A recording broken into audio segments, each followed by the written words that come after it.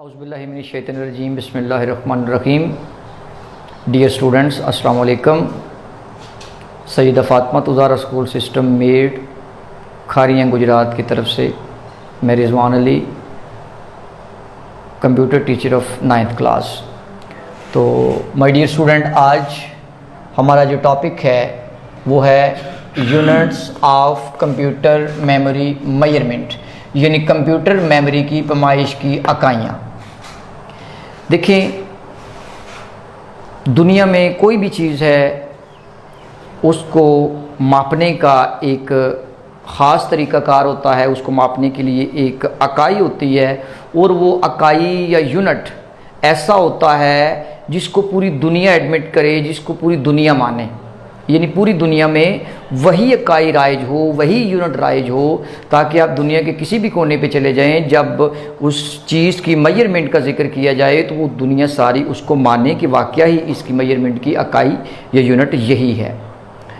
तो आपने फ़िज़िक्स में देखा होगा, 9th क्लास के बच्चे फ़िज़िक्स पढ़ रहे हैं, उन्होंने देखा होगा कि फ़िज़िक्स के अंदर जो है ये इसकी इकाइयाँ मौजूद हैं, हर चीज़ की इकाई मौजूद है। उसकी मैं आपको मिसाल देता हूँ। मिसाल के तौर पर आप दुकान पे चले जाते हैं या किसी भी जगह पे चले जाते हैं, वहाँ पर आपने कोई चीज़ लेनी है, मसलन चीनी लेनी है, तो आप दुकानदार को क्या कहते हैं, जी मुझे चीनी दें।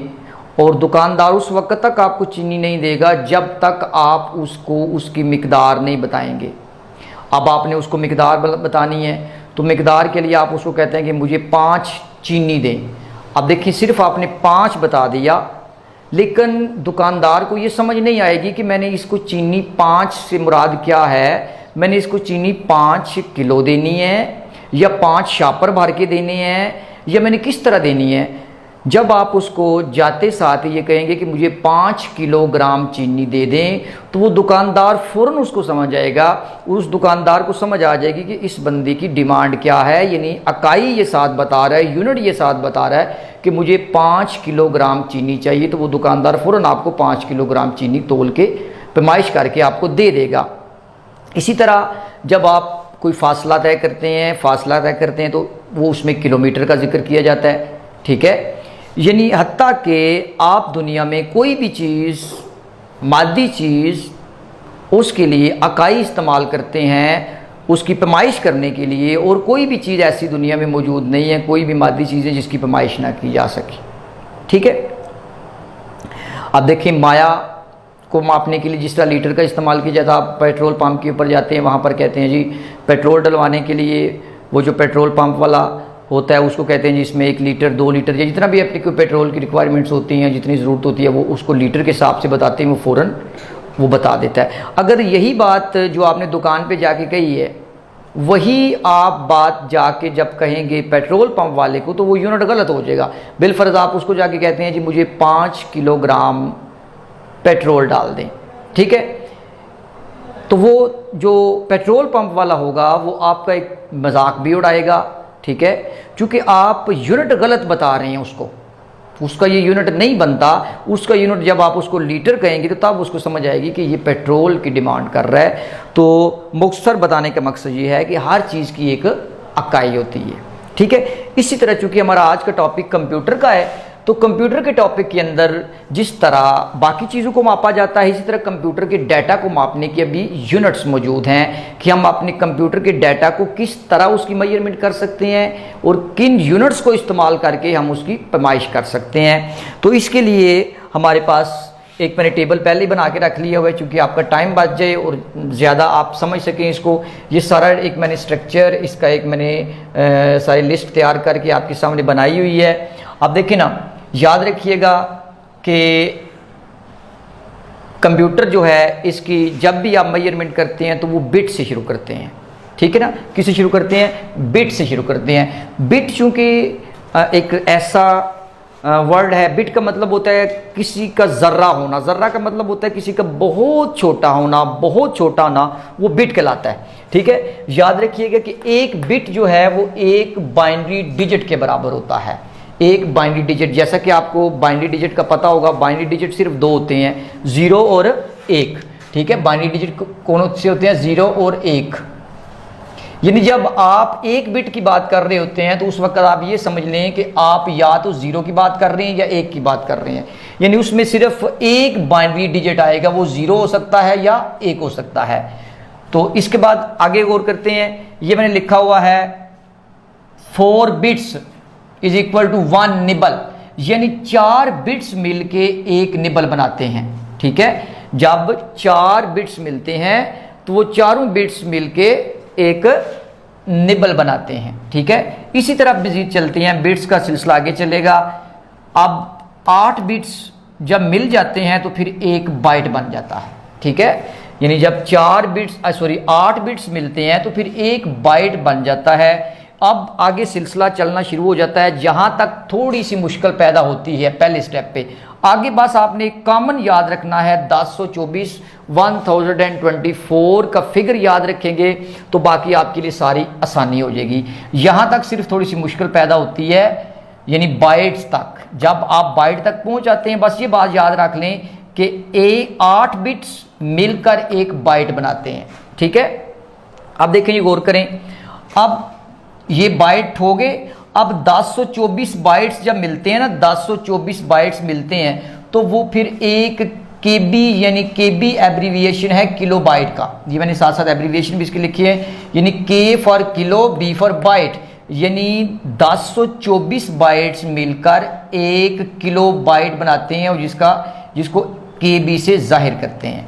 अब ये सिलसिला आगे चल पड़ता है। अब गौर करिएगा, इसी तरह अब ये केबी को इस तरफ ले आए, 1024 केबी अगर मिलेंगे, 1024 केबी मिलकर 1 MB यानी मेगा बाइट बनाते हैं।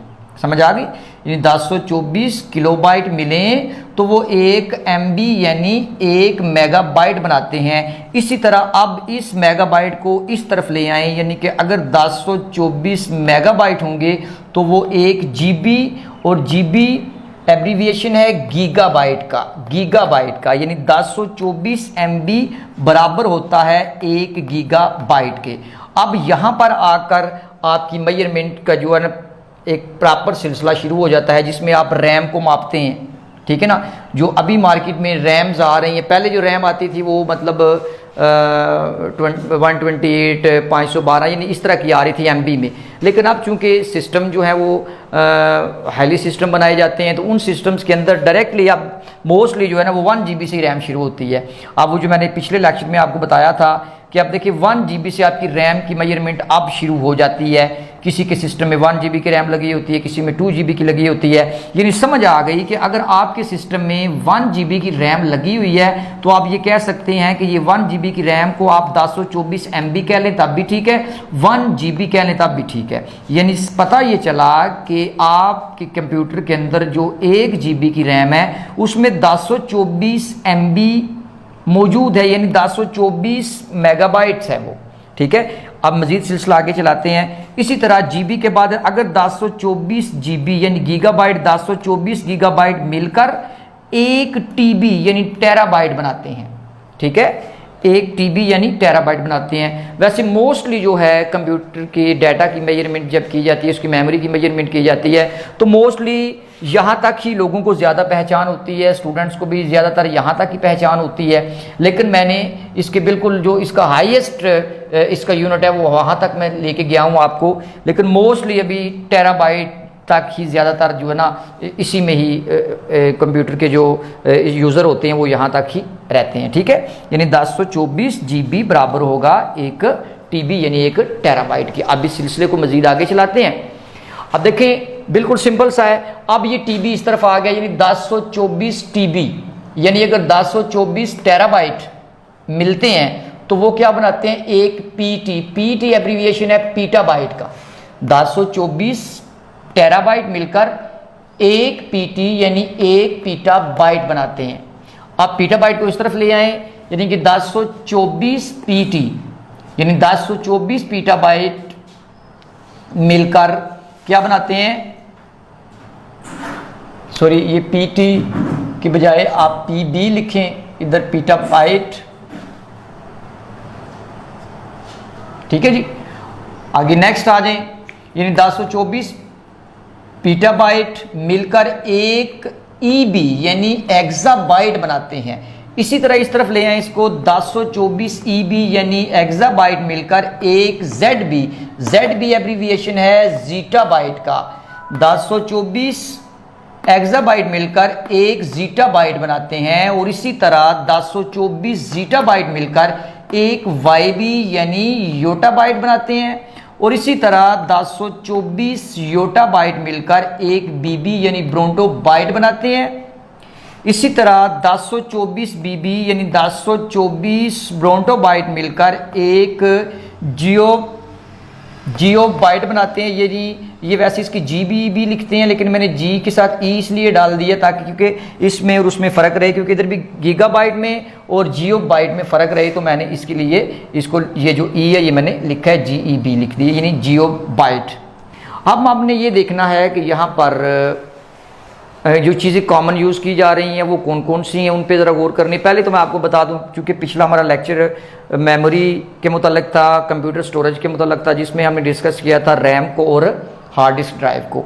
तो अब देखते हैं जी, आजकल मार्केट के अंदर जो हार्ड डिस्क आ रही हैं वो TB तक भी आ रही हैं, ठीक है, 1 टेराबाइट 2 टेराबाइट तक भी मार्केट के अंदर जो है वो हार्ड डिस्क आ रही हैं। अब आप गौर करें, मैंने लास्ट टाइम आपको शायद 120 GB की जो है ना वो हार्ड डिस्क के बारे में बताया था कि वो जो मैंने आपको लेक्चर दिया था, तो वो हिसाब लगा लें कि ये अगर आपके कंप्यूटर की रैम 1 GB है, ठीक है, तो उस तरफ आप परमानेंट मेमोरी जो कंप्यूटर की होती है, परमानेंट जो स्टोरेज होता है वो कंप्यूटर का, वो हार्ड डिस्क ड्राइव होती है, वो हिसाब लगा लें कि अगर ये आपके कंप्यूटर में 1 GB है या 2 GB की रैम है, तो उस तरफ आपके कंप्यूटर में अगर 80 GB या 160 GB या 320 GB या 500 GB या 500 GB, जब जाहिर बात है जब 1024 या 1000 GB तक जाएगा तो फिर वो टेराबाइट शुरू हो जाएगा।